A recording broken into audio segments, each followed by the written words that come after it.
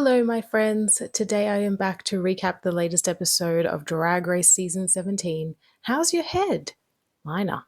Personally, I haven't had any complaints. Sidebar, do you guys remember in Season 7 how long it took for Miss Fame to get that joke?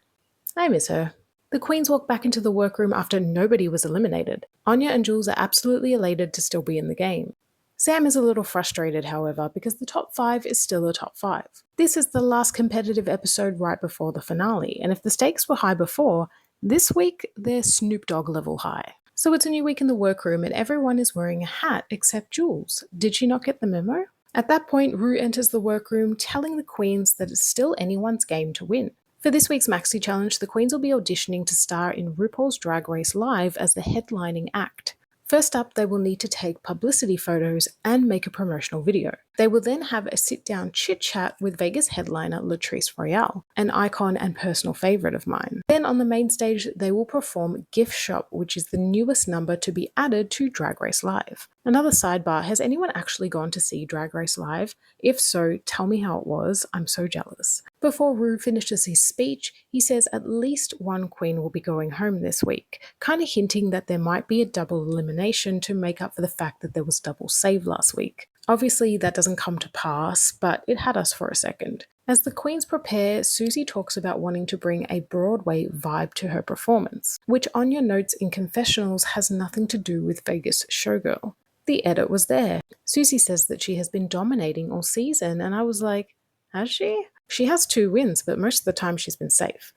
I wouldn't call that a season-long domination. Miss Toot, you have a big storm coming. The photo shoots were fantastic. Jules just screams showgirl. When it came to Susie, though, Rue was struggling to get star quality out of her. It's time for the interviews with Latrice Royale, and personally, I think Sam Star gave the best interview overall.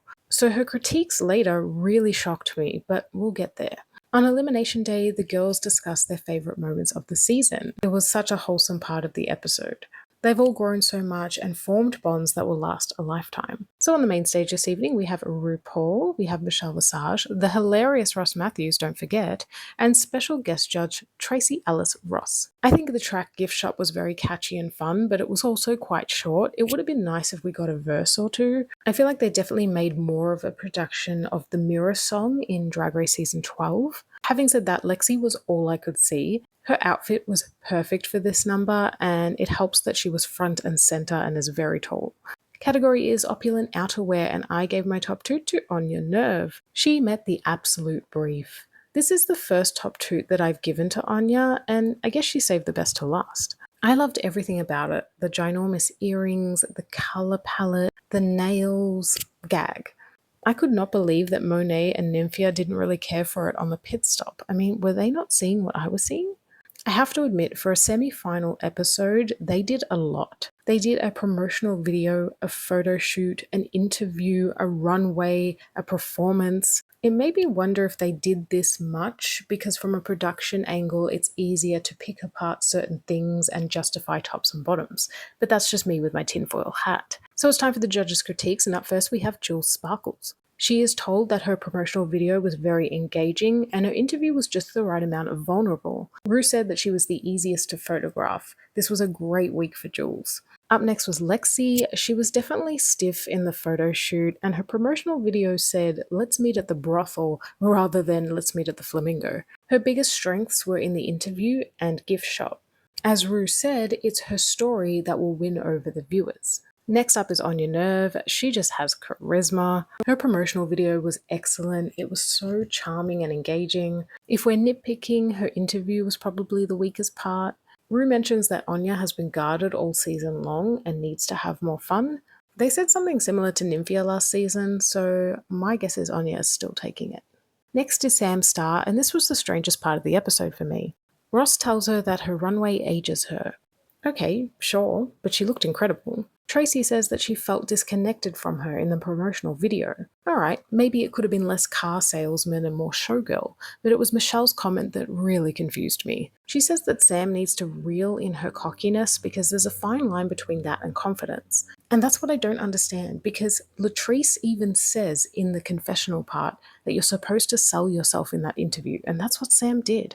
I feel like with Sam, sometimes they love her pageant perfection and sometimes they don't. Sometimes they're like, okay, that's enough. You're being too perfect now. I felt bad for Sam. I thought she did good this week. Last but not least, we have Susie Toot. It was so awkward seeing the judges just staring at her promotional video. The edit from earlier came back to bite her in the ass because her 1920s shtick just doesn't fit everywhere. This was the fall from grace that we had kind of been expecting to see for Susie. Having said that, I don't know why they decided to try and change her aesthetic at the last minute. Like, it's a bit late now, isn't it? Back on the main stage, Jules gets her second win, and this is the perfect time for her to get one. She's also the first to be inducted into the grand finale. I'm so happy and proud of Jules. They've really spread the wins out evenly this season. Anya and Lexi are made safe, which means they also made the finale. The lip sync comes down to Sam and Susie. They perform to Love Child by Diana Ross and the Supremes. I would say that Sam definitely gave more control and emotion in the song, but Susie did a good job as well. She gets to stay, and we say goodbye to Susie Toot. I will miss Susie. I actually really liked her, despite everybody hating her online. I think she'll make a great contender for an all-star season. And so, my friends, we have a top 4, and what a top 4. I mean, this just feels so correct. And so I have to ask the question, are you Team Jules Sparkles, Team Anya Nerve, Team Lexi Love, or Team Sam Star? You guys know it's Anya Nerve for me all the way. Next week is Lollapalooza. Season 16's was insane, so I'm expecting good things, although it looks like it's going to be held on the main stage, which is a little disappointing.